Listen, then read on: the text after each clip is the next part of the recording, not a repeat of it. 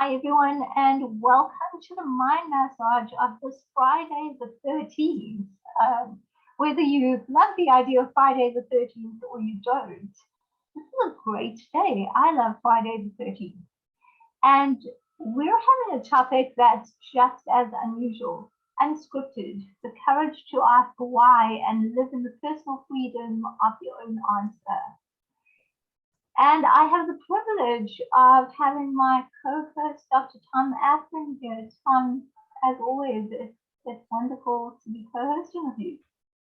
It is wonderful to be co-hosting with you as well. And it's half of the fun of this broadcast is the conversations that we have in preparation for it. And even though our theme is unscripted, and we're going to talk about spontaneous dialogue and the power of inquiry and the power of call it collective curiosity, right? Where one or more are gathered. And even though the theme is unscripted, I have, since our morning conversation where we were planning what to say and sort of brainstorming, I've had a pen in my hand almost nonstop. Very exciting to write down these inspiring ideas, which you stimulate, which I'm most grateful for. Thank you. Oh, thank you. And it is amazing how we're discussing unscripted and we had to develop a bit of a script first. Yep. And it's great to go off the cuff and just see what comes. That's the most beautiful thing.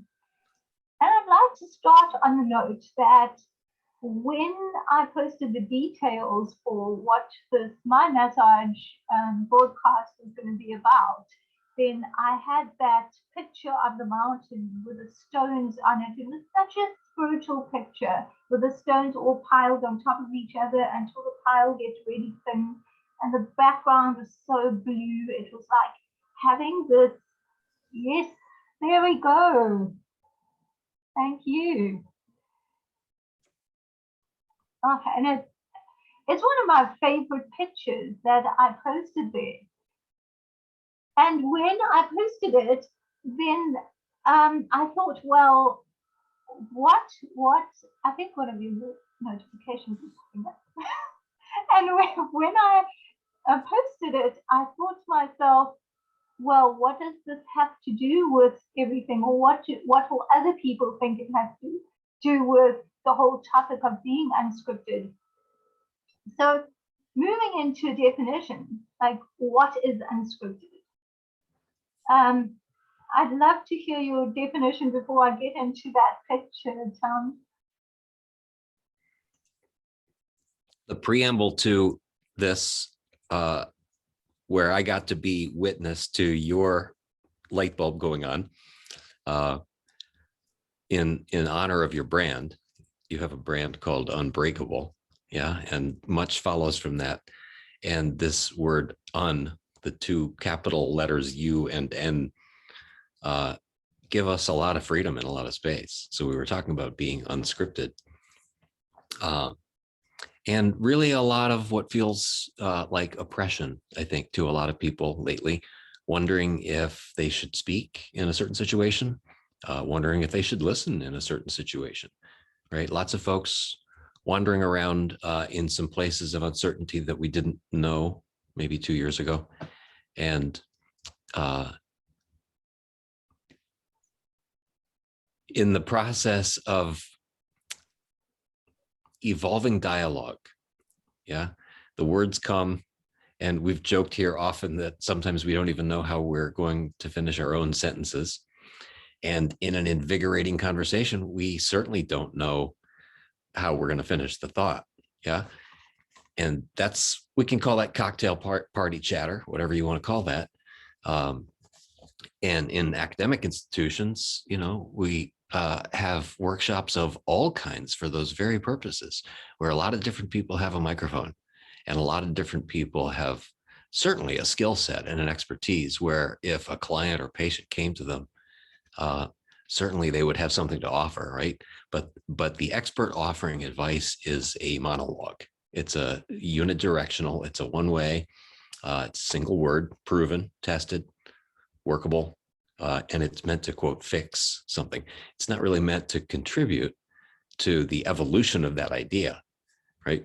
In the space of healthy, thriving political dialogue, and certainly in the space of a healthy, thriving well-being, a person who's walking through and always, always, always learning. Heard a great speaker this morning say, and he was one of the best traveled guys I've known in academic and research science. And he very self-amusedly said, the more I know, the less I know. And so I'm just going to keep on reading and learning. And hopefully I'm not going to know anything here in a little while. And he said it with a lot of freedom, and it felt right. You know, we've been educated into these ideas that we're supposed to gather knowledge and be right about something. And I think those two things go together very rarely.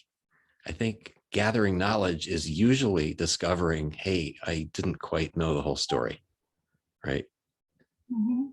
Well, I think that's so right on point that sometimes the most empowering words you can say or you can hear are "I don't know," and that's wonderful.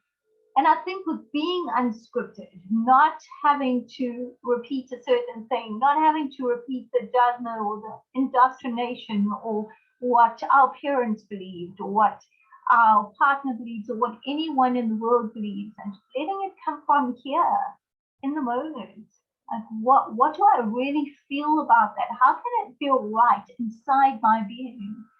And when we're able to do that, and then seeing what comes out, hearing it and being able to express it more fully, and that giving power to other people to liberate themselves and express what's inside themselves more fully. Now that's where that picture comes in, because we're so able then to take a step back and be right at the top of that top stone and look at everything just in all its glory and be able to see, well, I'm actually not in the situation. I can look at the situation and I can look at it from all points of view, and I can be unscripted in what I really feel. And I'm taking a step back because I'm not making it personal. And if someone doesn't believe the same as me, I'm not taking it as a personal attack on me, but I am going to be with what's inside.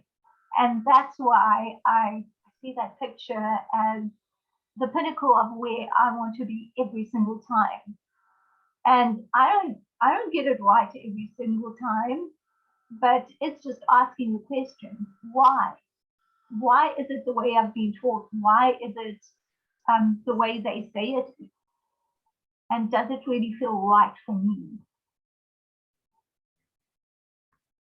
I think it's a really generous way to generate a message too. And it gives, when it really is a heart-centered and coming from a space of when the speaker is saying, I know this for the moment, I might not be fully right, right? Not with any, it's not with any uncertainty, but it's with a humility. It's a heart-centered offering instead of a brain-centered offering. And it comes along with a lot of permission instead of coming along with a lot of you must blah, blah, blah, right? And so giving people that space where they also can be a creative listening, they can be a creative receptor for the message. And a lot of us have lost that skill set too. I think once we practice this, we can listen, you can flip on the news, and it becomes almost hilarious, right? It's sad in a lot of ways that a lot of the messages are being thrown so hard and so repetitively with such little depth. Yeah.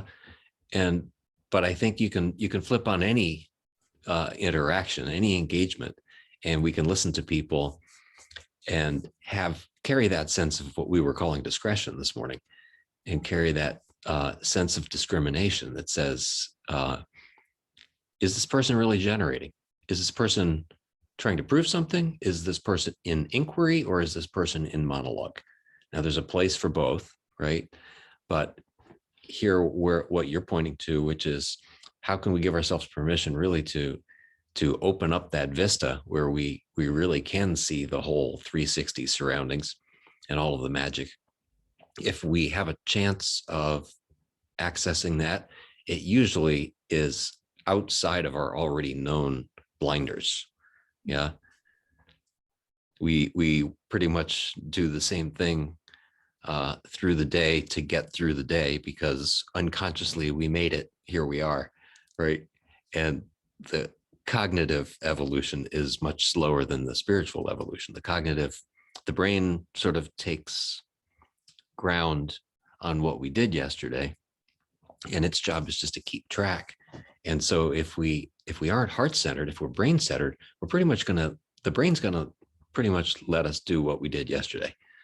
And it will probably feel uncomfortable if we don't, right? That's why habits are so persistent. Get into a place where we're heart-centered, all of a sudden there's a brand new space, there's a spaciousness there, there's a permission, and we have a chance of maybe doing something a little bit differently. And then we can hear people talk in a way that, as you pointed to, is not threatening, right? Even when we hear somebody who might even intend to be threatening, yeah, we can hear that and say, well, it doesn't sound like it's a very rich, holistic message. It's not bringing me very much opportunity, and it's not very interested in what I have to say. In other words, the message is a monologue. It's a one-way deliverable. It's either relevant or not, but it doesn't invite any kind of curious cocktail party chatter. Yeah, I love that concept, and you teach that so often, even in teaching about, as a regenerative neurologist, when you're teaching about how the brain works, how our body works, and why not put yourself physically in a new space and give yourself the gift of evolution instead of just doing exactly what you did yesterday and getting the same result. And it's like that with mind and spirit as well. And I love how you teach it. That's something that I learned so powerfully from you. So I do that with regard to giving my body what it needs. How can I give it something different today? How can it respond differently, that it doesn't think it's the same old, because I'm doing that with my heart and growing. So the body needs to do the same. So I love that you teach that. And Thank you. That's the interaction with self, right? And I think that what most of us find challenging is the interaction with others. When we walk into a space where other people may disagree with us, the question is, can we be with the differing opinions and the differing feelings of others and still be for their personal freedom? Because all of us can we still respect their personal freedom? All of us all of us have the right to have the personal freedom that belongs to us, being able to have our own ideas, our own opinions, make our own decisions, and decisions that align. And I think you said it so well to me a few weeks ago when we were not disagreeing, but I had said something about feeling a certain way, and you said, if ever you disagree because you're not in alignment with any decision that I'm making, the best service you can give is to not be in alignment with it. And that was just one of the most evolved things I've ever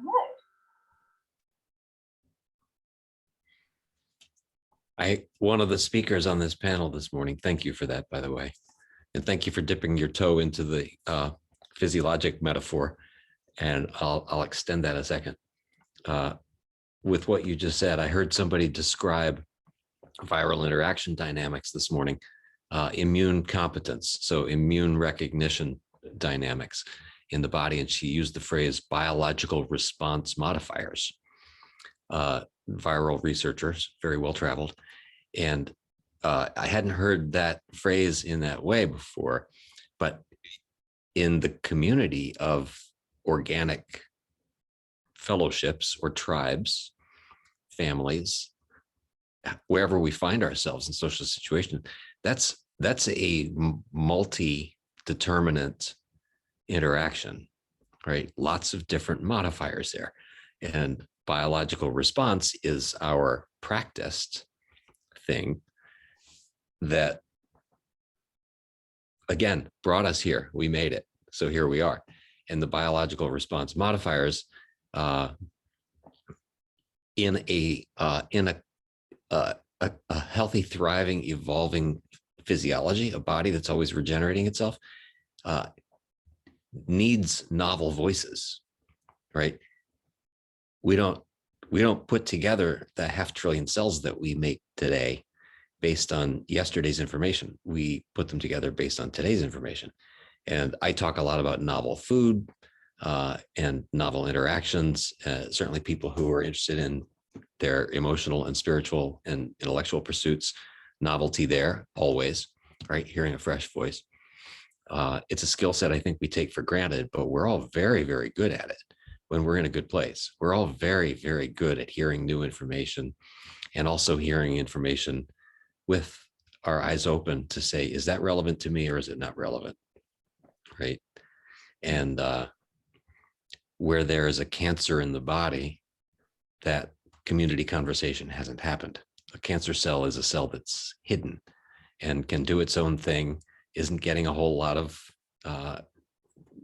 social rejection, right? It's not being thwarted. It has the microphone. And in sequestration, it is allowed to perpetuate itself. We can think of the same thing when we kind of shake our head and say, how did that message ever make it past first broadcast, right? We hear a lot of things these days that sort of have us shake our heads. And most of the time on first exposure, we know it's not clear. It's not heart-centered anyway. Yeah. You were talking about investigative reporting this morning. Almost always when we hear a talking head with a microphone on the emergency broadcast system, that's somebody who's not really interested in a feedback. Mm-hmm. That's not a community message, right? Yeah. And I think that sometimes we look at that, especially when there's, I love the analogy you drew with the cancer cell. And when we perceive something as the cancer, a message as the cancer, or we really think this message is doing damage, it's doing damage to the whole collective, and we want to speak our truths, and we get into the position of being scared. And you used someone's words this morning, where it said we have the courage to have our own work not be covered up. That really just touched me deep inside, where how can we as individuals step into that space of being in our own truth and yet not feeling lonely, not feeling attacked, or maybe just seeing it in a different way, no matter what others are doing. And maybe in that space we find our tribe, because that is what has happened to me many times in my life.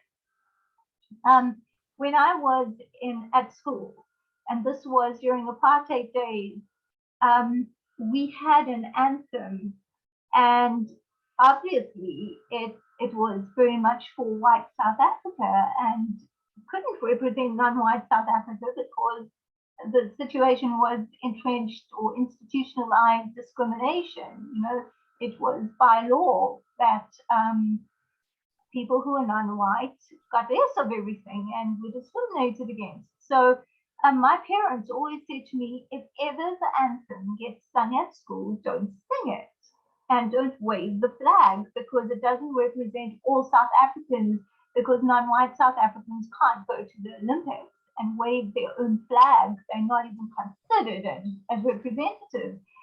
And I remember at the time, even though today that makes so much sense, but at the time, you know, the nuns who ran our school, they never did anything like that. But there were other adults who were teachers, there were other kids who didn't do it knowingly. They were acting in ignorance and saying, oh, let's sing the anthem or whatever. And it was very uncomfortable to be able to have to do that, or maybe to stand out from the crowd and not do that. And people wouldn't know why, and I didn't have the words to even explain it. And I think fast forward all these years, we're in a situation where there's this global pandemic and there's so many differing opinions, and there's so many truths that we want to speak that we think, how on earth is this going to go down? And I had a situation like that where I posted something on Facebook saying exactly what I believe, but also saying that everyone should be free to speak their truth and to just believe what they believe and make their own personal decision. And I got comments saying, you're not alone. It may seem like we're all scattered and there isn't much support, but we're here. And someone else said, you expressed exactly what I felt in words. I'm no good at expressing that. And here you are, and you just said exactly what I was feeling. And in those times, we actually find the triumph that we never thought we had. And sometimes it's a very beautiful surprise who gathers around us because of that. Yeah. Mm-hmm. We can very consciously and intentionally put a group together, and we've all done that for the purposes of doing fill in the blank, putting a project together or putting a family reunion together like that. And being in that kind of a space of freedom that you just described, much the way when the student is ready, the teacher appears. Sometimes the people that come to us are surprises, right? Unexpected, and bringing a message that can even more deeply clarify what we thought we knew in the moment, right? Where if it had been suppressed, whether or not we believe it, right? That idea of having courage to not have our message covered up, that courage comes along with, it's easy when we know for sure we're right. It's easy when we know for sure we're right to kind of barrel on through and be a rhinoceros and say, I'm going to carry this message. That's as uncomfortable as that is sometimes, even when we're going uphill. That's actually, I think, the spiritually easy thing to do. The challenging thing to do is to be in a space where almost all of us are these days, no matter what our expertise and no matter what our message, we all have question marks. Living in the question mark, a very powerful place to be. But that's the spiritually courageous place, is carrying the message anyway, knowing that it will either be instigation for truth or instigation for self-clarity. It's either going to carry a message to somebody else that will be a contribution, or it will clarify for me how maybe misplaced my attentions and my understanding were. Either way, it's a win-win, right?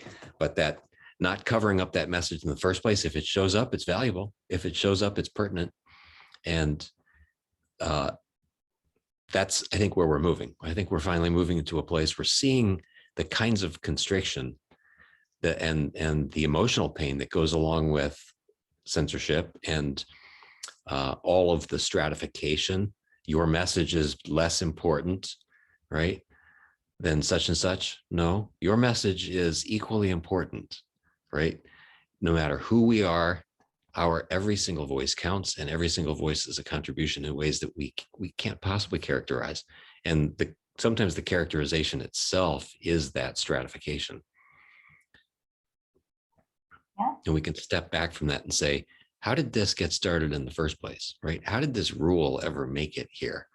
How did this idea that this person, this kind of person is better than these other kinds of people? Or how did we get the idea in the first place that we're supposed to attend in allegiance to an entity or a flag or an idea, or, you know, where, even if you want to go dive real deep on that, is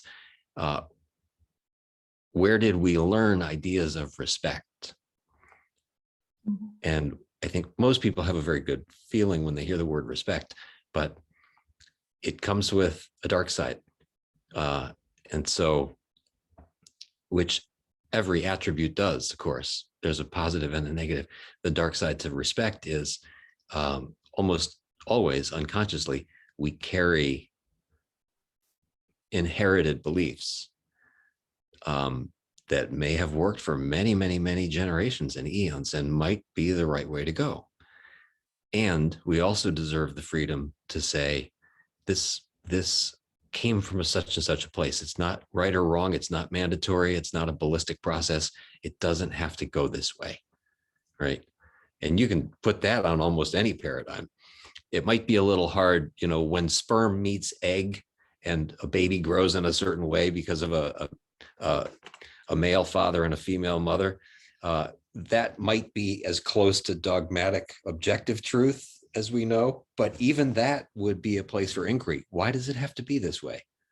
Right? Why does it have to be this way? And just entertaining things like that sometimes is enough levity to bring a freshness to the situation. A lot of folks don't have that these days. Yes. Wow.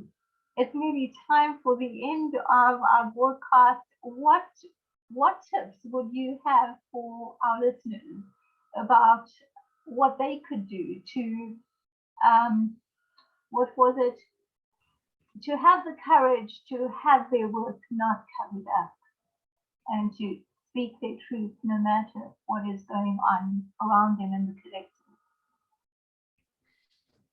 I love it.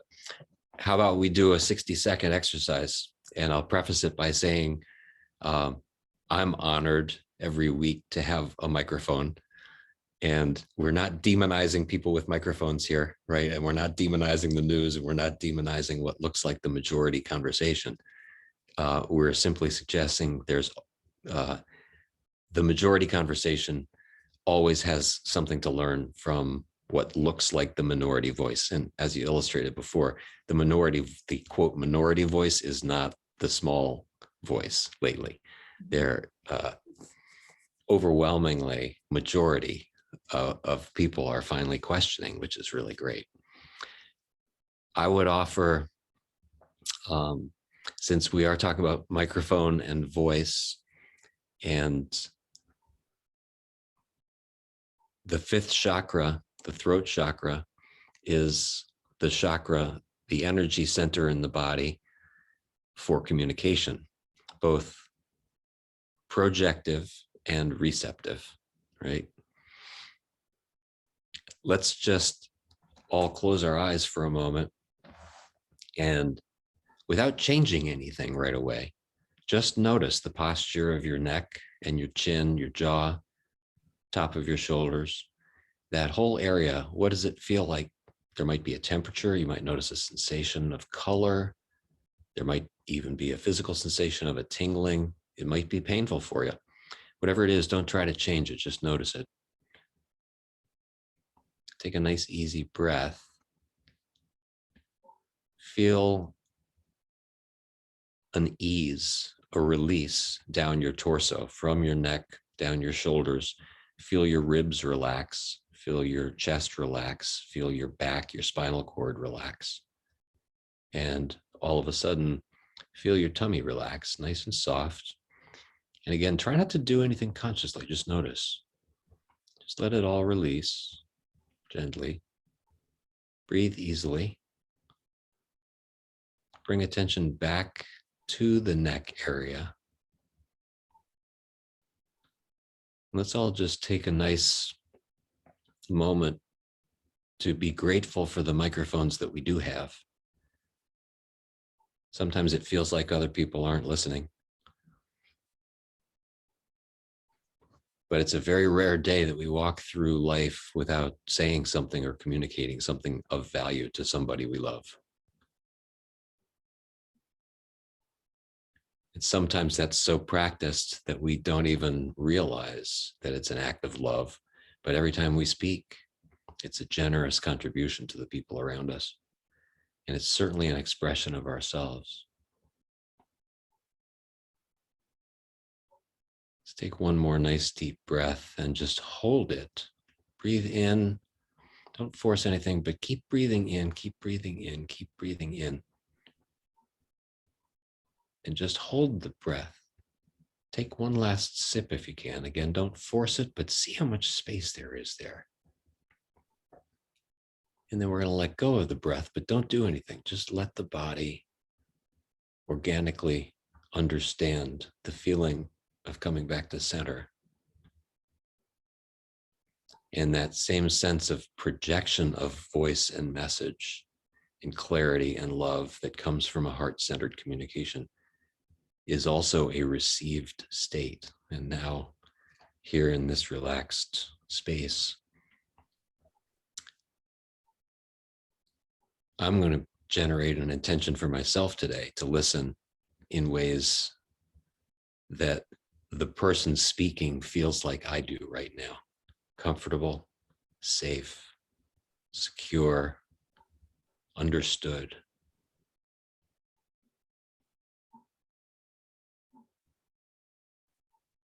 Everybody just get a sense, maybe do a quick body scan and get a sense of what it feels like for a moment to have everybody around you feel that comfortable and that capable of communicating heart-centeredly without fear of rejection. And then we can slowly blink our eyes back open here as we come back.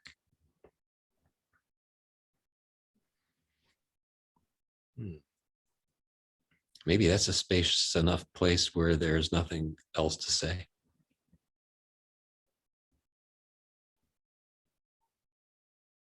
Thank you. Thank you. I just uncovered my third chakra before you began. That's a brilliant place. Whatever your truth is, you're not in the minority. You're just you, and you can be you. And good evening from South Africa.